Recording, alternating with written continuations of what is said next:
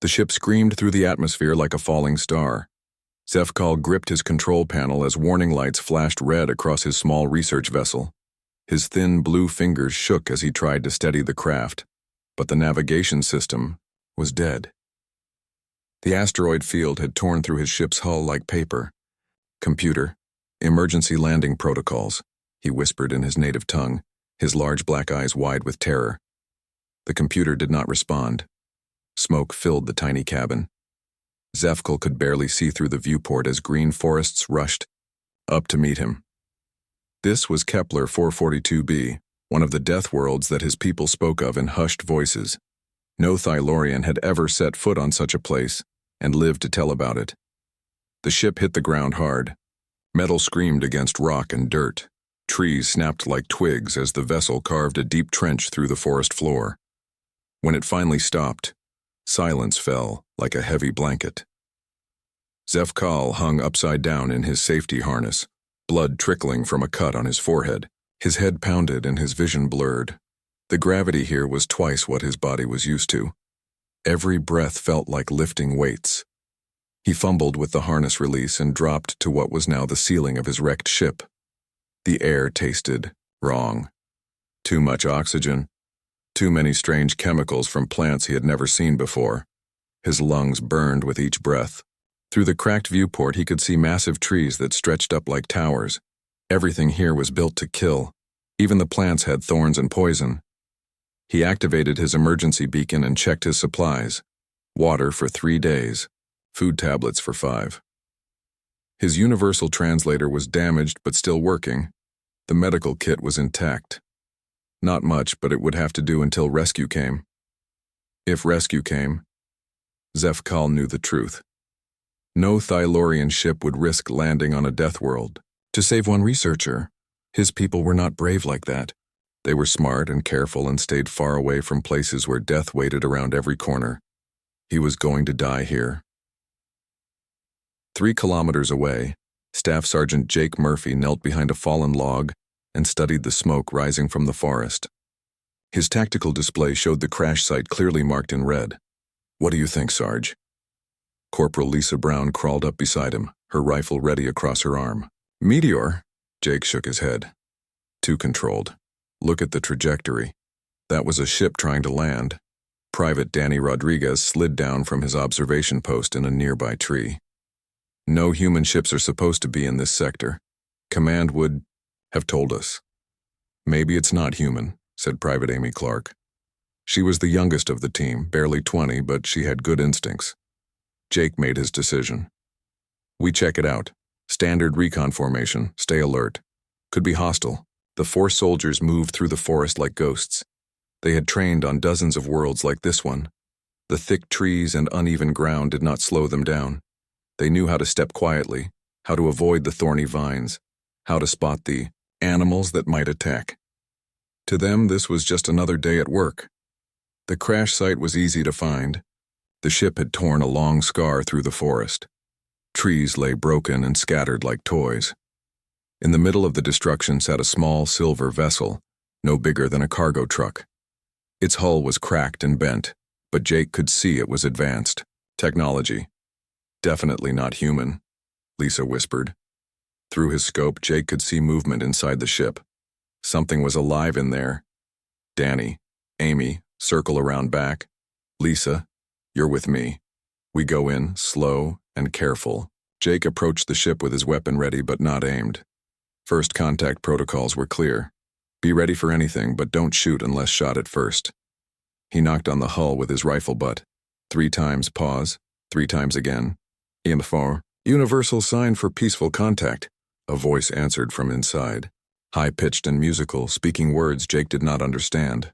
But the tone was clear enough. Whoever was in there was scared. Jake activated his helmet translator and tried basic galactic standard. "We are here to help. Are you injured?" A long pause. Then the voice came again, this time in broken English. "You are human. Please do not kill me." Jake felt his heart sink. Humans had a reputation in the galaxy, and it was not a good one. Most aliens thought of them as violent predators who lived on worlds too dangerous for civilized life. We will not hurt you, Jake said clearly. We want to help. Can you open your ship? Another pause. Then a section of the hull slid back with a soft hiss. The creature that looked out at them was like nothing Jake had ever seen. It stood barely 5 feet tall with pale blue skin that seemed to glow in the forest light. Its arms and legs were thin as sticks, and its head was too large for its body. Two enormous black eyes stared at Jake with naked terror. This was Zefkel, though Jake did not know his name yet. All Jake could see was that the alien was hurt and afraid and needed help. My name is Jake Murphy, he said, lowering his weapon. Completely. What is your name? The alien's translator crackled as it spoke. I am Zefkal of the Thylorian Science Fleet. I was conducting research when my ship failed. I know you are from a Deathworld. I know your kind are dangerous, but I have no choice. Will you help me? Jake looked at his team. Lisa nodded. Danny and Amy had lowered their weapons too. The alien was clearly no threat to anyone. Yeah, Jake said. We'll help you. Zefkal nearly collapsed with relief. He had expected the humans to kill him immediately or leave him to die. Instead, they were offering aid to a complete stranger from another species.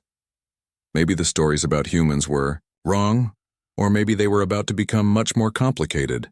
Jake helped Zefkal out of the wrecked ship. The alien moved like everything hurt. His thin legs shook under the heavy gravity, and he had to lean against Jake's arm to stay upright. The gravity here will crush my bones if I fall, Zefkal said through his translator. His voice was weak and scared. On my world, I weigh 30 pounds. Here I weigh 60. Lisa knelt beside the alien with her medical kit. Let me check that cut on your head. Zefkal flinched away from her. Your hands are so strong. Please be gentle. Lisa moved slowly and carefully. She had treated wounded soldiers before, but never someone so fragile. The alien's skin felt like paper under her fingers. The cut is not deep. You'll be fine. While Lisa worked, Jake examined the ship's communication system. Most of it was destroyed, but some parts might still work. Can we fix this? Call for help? Zefkal shook his head. My people will not come here. This world is too dangerous. They think anyone who lands here will die within hours. Why? Danny asked. He was looking around at the forest. To him, it looked peaceful. Birds sang in the trees. Sunlight filtered through green leaves. This place seems nice. Zefkal stared at him in shock. Nice? Look around you. Those plants have poison in their leaves. The air has too much oxygen. It burns my lungs. The gravity crushes my body. And the animals? He shuddered. I can hear them moving in the forest, predators, killers. Amy laughed. Those are just squirrels and birds. They won't hurt anyone. Squirrels. Zefkal repeated the word carefully. What is a squirrel? Small furry animals that eat nuts and live in trees, Amy explained. They're harmless. Zefkal looked terrified. On my world, we have no animals with teeth, we have no predators. All our food is grown in clean laboratories. We have never had to fight for survival. Jake was starting to understand. Your people evolved differently than us. You never had to deal with danger. Exactly, Zefkal said. We developed technology and science instead of strength and weapons. We thought we were more advanced than species like yours. But now I see the truth. You are not primitive. You are adapted for survival in ways we never imagined. Jake got the communication array partially working. He called his command post. Base, this is Murphy. We found the source of that energy signature. It's a crashed alien ship with one survivor. The radio crackled. Copy, Murphy. What's the alien's status? Injured but alive. He's not hostile. Requesting extraction for 5 instead of 4. Negative. Orders are to complete recon mission first. Extraction in 72 hours at Rally Point Bravo. Jake looked at Zefkal. 3 days in this environment would kill the alien for sure. Base, the alien won't survive that long without proper medical care. Not our problem, Sergeant. Complete your mission. The radio went silent. Jake's team exchanged looks. They all understood.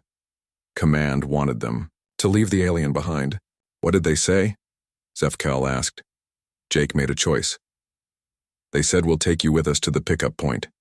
It was not exactly a lie, but it was not exactly the truth either. As the sun began to set, Jake's team set up camp in a clearing near the crashed ship. They shared their military rations with Zefkal, but he could barely eat the human food. It was too heavy for his delicate stomach. Tell us about your world, Lisa said, as they sat around a small fire. Zefkal's eyes went distant. Thyloria is beautiful. We have crystal cities that reach into the clouds. The air is pure and clean. There are gardens where we grow perfect flowers that never die. We spend our time studying the universe and creating art and music. Sounds peaceful, Danny said. It is. We have no war, no violence, no death from accidents, or disease. We live for 300 of your years in perfect safety. But you never leave your world? Amy asked. We do, but only to other safe worlds. We have explored hundreds of planets, but only ones with low gravity, clean air, no dangerous animals. We map the galaxy and study it from a distance. Jake poked the fire with a stick. What made you come here? Zefkal was quiet for a long moment. There are rumors, stories of a great empire moving across the galaxy. They destroy worlds that will not submit to them. My government sent research teams to study Deathworlds like this one. They think species from dangerous planets might be strong enough to fight this empire. And they sent you alone? Lisa asked. I volunteered. Most of my people think Deathworld. Species are too primitive to help us. But I believed we were wrong. I thought if I could prove that Deathworld inhabitants are intelligent as well as tough, we might find allies. A howl echoed through the forest. Zefkal jumped and grabbed Jake's arm. What was that? Just a wolf, Jake said calmly. They're calling to their pack. Wolf? Zefkal's translator struggled with the word. Is it dangerous? They usually avoid humans, but we'll keep watch tonight just in case. Zefkal looked around at the 4 soldiers.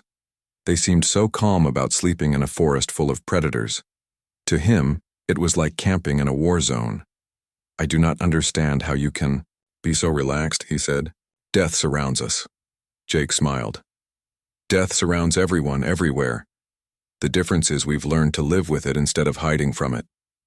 As the night grew darker, strange sounds came from the forest. Branches breaking. Something large moving through the trees. Jake's team took turns on watch, but they did not seem worried. Zefkal could not sleep. Every sound made him think something was about to attack. But the humans slept peacefully, trusting their teammate on guard duty to keep them safe. Then, just before dawn, the attack came. 6 creatures burst from the forest. They were bigger than wolves with 6 legs and massive claws. Their eyes glowed green in the darkness. They moved fast and silent toward the sleeping camp. Jake woke instantly at the first sound. Contact, 6 o'clock. The soldiers moved like they had practiced this 1,000 times. Lisa rolled left and fired. Danny went right and laid down covering. Amy grabbed Zefkal and pulled him behind a log. Jake stood in the center, his rifle barking orders and death. The whole fight lasted less than 30 seconds. When it was over, 3 creatures were dead and the others had fled back into the forest. Zefkal stared in shock. The humans had gone from sleep to combat readiness in heartbeats. They worked together like parts of a machine. And now they were already checking their weapons and scanning for more threats. Is everyone okay? Jake asked. All good here, Lisa reported. Clear on the right, Danny said. Alien safe, Amy confirmed. Jake looked at Zefkal, who was shaking with fear and amazement. Welcome to a death world. The next morning, Jake studied his map while his team packed their gear. The communication array was completely dead now. The attack had damaged it beyond repair. We have to reach the backup extraction point, he told his team. It's 40 kilometers, through rough terrain. Lisa looked at Zefkal, who was sitting on a log trying to eat a protein bar. The alien could barely lift it with his weak arms. Can he make that distance? I will try, Zefkal said. but his voice shook with doubt. Though I do not think I can walk far in this gravity. Jake made another command decision. We'll carry you when we have to. Danny, Amy, rig up a stretcher from the survival gear. Sarge, Danny said quietly, carrying extra weight will slow us down, make us targets. Then we better be extra careful, Jake replied. We don't leave people behind. Zefkal heard this exchange and felt something strange in his chest. These humans were willing to risk their lives for him, and they had only known him for one day. On his world, such loyalty was given only to family members. They started walking at first light. Jake took point, watching for threats ahead. Lisa walked beside Zefkal, ready to catch him if he fell. Danny and Amy covered the rear, making sure nothing followed them. The alien struggled with every step. The thick forest floor was covered with roots and rocks that caught his thin feet. Branches hung low across the path, and he had to duck constantly. What was easy walking for the humans was like climbing a mountain for him. After 2 hours, Zefkal collapsed. He sat on the ground breathing hard, his blue skin pale with exhaustion. I cannot continue, he gasped. Please leave me here. Save yourselves. Not happening, Jake said. He gestured to Danny and Amy. Stretcher time. They had made a simple carrier from tent poles and a sleeping bag. Zefkal weighed so little that 2 people could carry him easily. But it meant the humans had to move slower and work harder as they traveled. Zefkal watched the soldiers with growing amazement. Lisa walked along a narrow cliff edge like it was a sidewalk, never looking down at the deadly drop below. When they came to a rushing river, Danny found a safe crossing point by reading the water like a book. How do you know the water is safe there? Zefkal asked. See how it flows over those rocks? That means it's shallow enough to wade across, and the color tells me it's not too muddy to see the bottom. To Zefkal, it was like magic. These humans could read the world around them in ways his people never learned. They saw safety and danger in things that looked the same to him. When they stopped for lunch, Amy showed him which plants were safe to touch and which ones would make him sick. She pointed to a bush with red berries. Those are poison. But these blue ones are safe to eat. My grandmother taught me that when I was little. Your grandmother knew which plants were dangerous? Sure. Most people on Earth learn that stuff as kids. You have to, or you might get hurt. Zefkal realized that human children learned more about survival before they were 10 years old than most adult Thylorians knew. It was not that humans were naturally violent. They were naturally careful. In the afternoon, they entered a forest of giant trees. The trunks were so wide that 20 people holding hands could not reach around them. The air smelled sweet and strange. Something's wrong, Jake said, stopping suddenly. This is too quiet. Zefkal listened. Jake was right. There were no bird sounds, no insect noises. Just silence. Toxic plants, Lisa said, checking her scanner. The trees are releasing some kind of chemical defense. It's making the animals stay away. Will it hurt us? Amy asked. Lisa studied her. Readings. Not immediately, but we shouldn't breathe this stuff for long. We need masks. They stopped to make breathing filters from cloth and water. The humans worked quickly and efficiently, like they had done this before. Zefkal watched them turn ordinary supplies into life-saving equipment. You are like magicians, he said through his improvised mask. You make tools from nothing. Just good training, Jake replied, and lots of practice. They were halfway through the toxic forest when the flying creatures attacked. The things dropped from the high branches like falling stones. They had leathery wings and sharp claws, and they screamed as they dove toward the humans. There were dozens of them. Cover! Jake shouted. The soldiers moved like dancers in a deadly ballet. They found shelter behind tree trunks and rocks, creating overlapping fields of fire. Their weapons barked in controlled bursts, not wasting ammunition. Zefkal huddled behind a fallen log, watching in terror and awe. The flying creatures were fast and vicious, but the humans were faster and smarter. They predicted where the creatures would fly and shot them out of the air. Lisa saved his life twice, shooting creatures that dove at him while he was too scared to move. Danny covered Amy while she reloaded. Jake moved from position to position, directing the defense like a general commanding an army. In 5 minutes, it was over. Dead creatures littered the ground around them.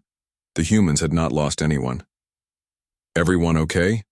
Jake called out. "Good here," Lisa reported, checking her rifle. "All clear," Danny said, scanning the trees for more threats. "Scared but alive," Amy added with a shaky laugh. Jake looked at Zefkal. "How about you?" The alien was staring at the bodies of the flying creatures. On his world, the death of even one animal was a tragedy that made the news. Here, these humans had killed dozens of them and were already moving on. "I do not understand how you stay sane," Zefkal said quietly. "You face death every day. How? Do you not go mad with fear?" Jake knelt beside him. "Because we face it together. None of us has to be afraid alone." As they left the toxic forest behind, Zefkal began to understand something important about humans. They were not fearless. He had seen Lisa's hands shake after the attack. He had heard the relief in Amy's voice when she said she was alive. They felt fear just like he did. But they had learned to work through it, to support each other, to keep going even when they were scared. That night they camped beside a clear stream. The humans shared their food with him and told stories of their homeworlds. They laughed and joked like the day's dangers had never happened. "Tomorrow we cross the Badlands," Jake said, studying his map. "Rocky desert with not much cover. We'll have to move fast."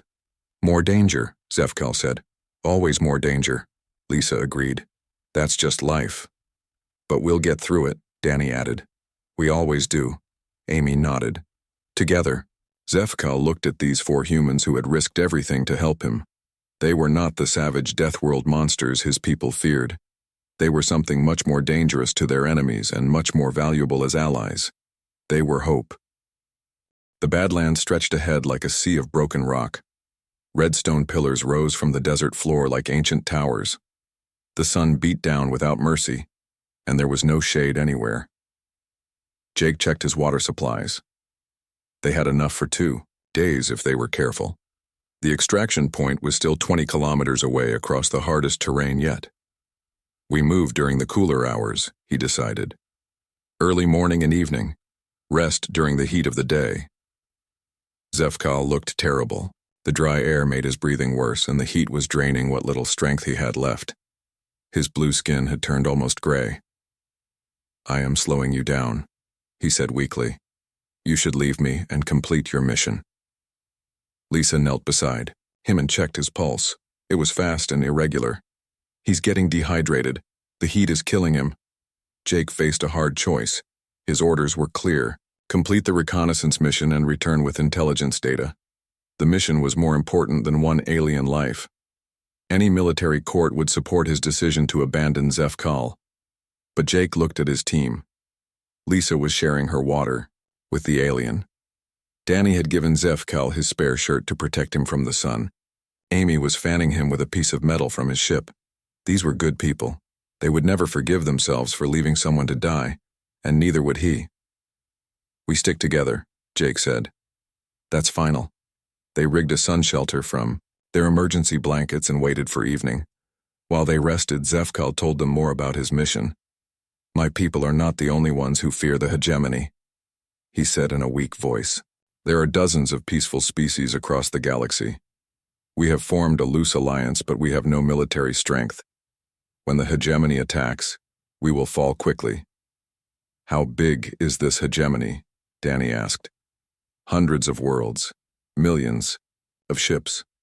They have been expanding for 50 years, conquering or destroying everything in their path. They believe only the strong deserve to survive." Jake frowned. "Sounds like they never met humans before. That is why I came here. We know humans are from Deathworlds. We know you are strong fighters, but we thought you were also primitive and savage. We believed you would never help other species." Amy laughed bitterly. "So you came to see if we were civilized enough to be worth saving?" Zefkal nodded. "I volunteered because I hoped we were wrong about you. And I was right. You are not savage at all. You are something much rarer. You are strong people who choose to be kind." As the sun began to set, They started moving again. The desert was full of hidden dangers, loose rocks that could break an ankle, cliffs that crumbled without warning, creatures that hunted in the darkness. Zefkal could barely walk now. The humans took turns carrying him, but the extra weight in the heat was exhausting them too. They moved slower and slower. Then disaster struck. They were crossing a narrow ledge when the rock gave way under Danny's feet. He fell hard, his leg twisting at a bad angle. His scream echoed across the desert. "Danny!" Amy rushed to help him. His leg was broken. The bone showed white through torn skin. In this heat, infection would set in quickly without proper medical care. Jake stared at his injured soldier and the dying alien. Two people who needed immediate evacuation. No way to carry both of them 20 kilometers across the desert. "Leave me," Zefkal whispered. "Save your man." "No," Danny said through gritted teeth. "The mission is more important than one soldier. Take the alien and complete the objective." Jake wanted to scream. Every choice led to someone dying. This was the kind of decision that broke commanders and haunted them forever. Then Lisa spoke up. "What if we don't have to choose?" She had been studying her medical supplies and Zefkal's equipment from the crashed ship. "The alien ship has the emergency medical unit. Basic, but it might work. And some of his tech could help us signal for early extraction." Jake looked at the scattered pieces of alien technology they had been carrying. Most of it was broken, but some parts still glowed with power. "Can you make it work?" "Maybe. Amy knows electronics, and the alien can tell us what each piece does." It was a desperate plan, but it might be their only chance. While Lisa worked on Danny's leg, Amy and Zefkal tried to build a communication device from the alien wreckage. The alien was so weak he could barely speak, but he guided Amy's hands as she connected circuits and power cells. "This piece amplifies signals," he whispered. "That one changes frequencies. If you can link them to your radio." Amy worked with steady hands despite the pressure. She was young, but she had trained for situations like this, impossible tasks that required skill and luck in equal measure. Danny bit down on a piece of leather to keep from screaming as Lisa set his broken bone. She had no proper anesthetic, just basic field supplies. But she worked with the calm precision of someone who had done this before. Jake kept watch for threats while his team performed miracles in the desert heat. In the distance, he could see storm clouds building. A flash flood in this terrain would kill them all. "How much time do we have?" he asked Lisa. "Danny needs real medical care in the next few hours, or he'll go into shock. The alien won't last much longer either." "I've got something," Amy called out. Her improvised device was glowing and making soft beeping sounds. "I think I can reach our command frequency." Jake grabbed his radio and connected it to Amy's creation. "Base, this is Murphy. Emergency extraction required. 2 casualties." Static filled the air. Then a voice came through, faint but clear. "Murphy, this is Base. We show you 20 kilometers from extraction point. Can you make it?" "Negative. 1 broken leg, 1 dying alien. Need immediate dust-off." A long pause. "Murphy, you were ordered to complete the mission. Extraction is not authorized until you reach the rally point." Jake looked at his dying friends and made his choice. "Base, I am declaring a medical emergency. If you don't send help now, you'll lose an entire squad and valuable alien intelligence." Another pause. Then a different voice came on the radio. "Murphy, this is Colonel Martinez. Extraction birds are already in the air. Hold your position." Jake felt relief wash over him. "Copy, Base. Marking position with smoke." As the rescue helicopters appeared on the horizon, Zefkal grabbed Jake's hand with his weak fingers. "You chose to save us both," the alien whispered. "You risked your career and your mission for people who are not even your own species." Jake squeezed the fragile hand gently. "That's what humans do. We don't leave anyone behind." The helicopters landed in a storm of dust and noise. Medics rushed out to help Danny and Zefkal. As they loaded the injured onto stretchers, Zefkal looked back at Jake's team.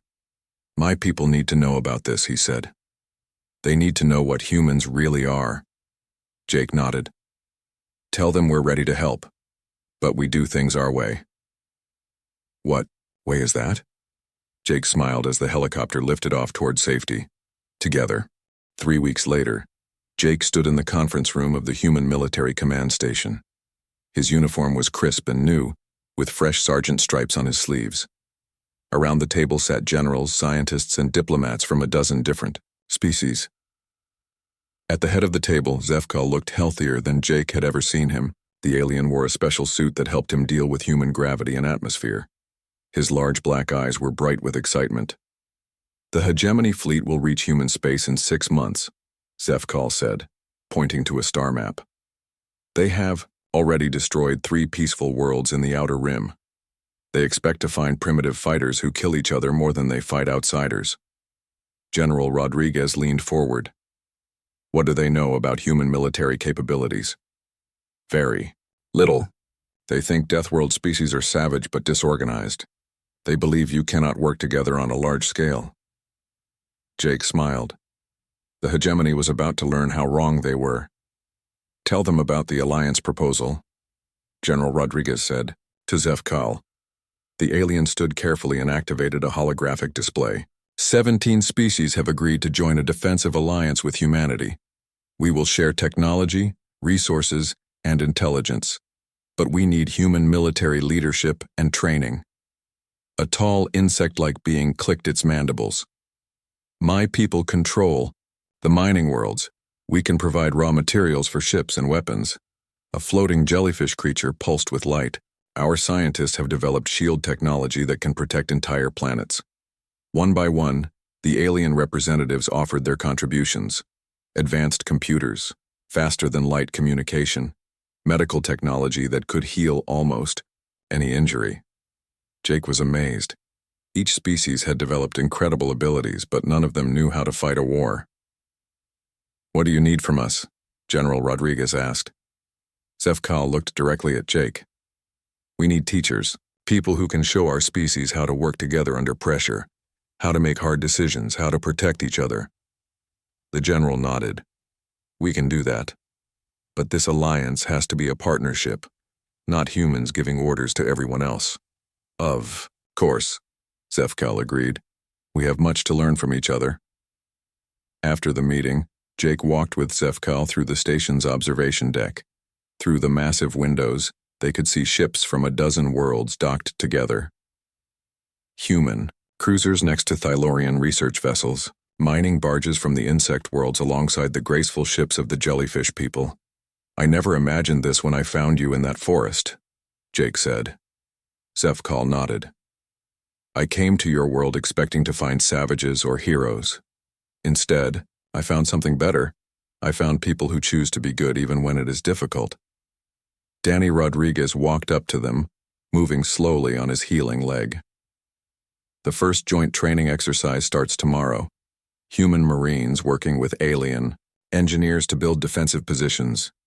"How do you think it will go?" Zefkal asked. Danny grinned. "Probably a lot of confusion at first, but we'll figure it out. We always do." Lisa Brown joined them, carrying a datapad full of reports. "The cultural exchange program is working better than expected. Turns out alien kids love human games, and human soldiers are fascinated by alien science." Amy Clark was the last to arrive. She had been promoted to corporal and now wore the insignia of the new Interspecies Communication Corps. "The language programs are ahead of schedule. We should have basic translation for all Alliance species within a month." Jake looked at his team, now scattered across different assignments but still close friends. They had saved one alien on a dangerous world, and that act of kindness had changed the galaxy. "There's something I need to tell you," Zefkal said quietly. "Before my ship crashed, I received a message from Thylorian intelligence. The hegemony is not just expanding randomly. They are looking for something specific." "What?" Jake asked. "Deathworld. Species. They have been studying races like yours for years. They want to capture humans and use you as shock troops for their armies." The friends exchanged worried looks. This changed everything. "How many humans do they know about?" Lisa asked. "Not many. Earth and maybe a dozen colony worlds, but they think you are scattered and disorganized. They plan to attack your worlds one by one and force survivors to serve them." Jake felt cold anger building in his chest. "They want to make slaves out of us." Yes. They believe Deathworld species cannot unite because you are too violent and suspicious. They think you will never trust each other enough to fight as one force. Amy laughed, but there was no humor in it. They really don't know us at all. No, Zefkal agreed. They do not understand that humans do not fight for conquest or glory. You fight to protect others. And that makes you more dangerous than any weapon. Over the following months, the alliance grew stronger. Human military advisors worked with alien scientists to design new weapons. Thylorian researchers helped humans understand hegemony technology. The insect miners built fortified bases on strategic worlds. Jake was promoted to lieutenant and given command of the first mixed human-alien combat unit. His squad included Lisa Brown as his second-in-command, 2 Thylorian technicians, a massive warrior from a high-gravity world, and a small flying creature that could scout ahead unseen. When the hegemony fleet finally arrived at the edge of human space, they found something they never expected. Not scattered primitive tribes fighting each other, but a united alliance of 17 species working together with deadly efficiency. The first battle was brief and decisive. Hegemony ships designed to intimidate peaceful planets found themselves facing human tactics backed by alien technology.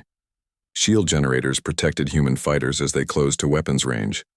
Thylorian sensors guided human missiles to their targets. Mining lasers designed to cut through asteroids tore through enemy armor. Most importantly, the Alliance forces fought with a coordination the hegemony had never seen.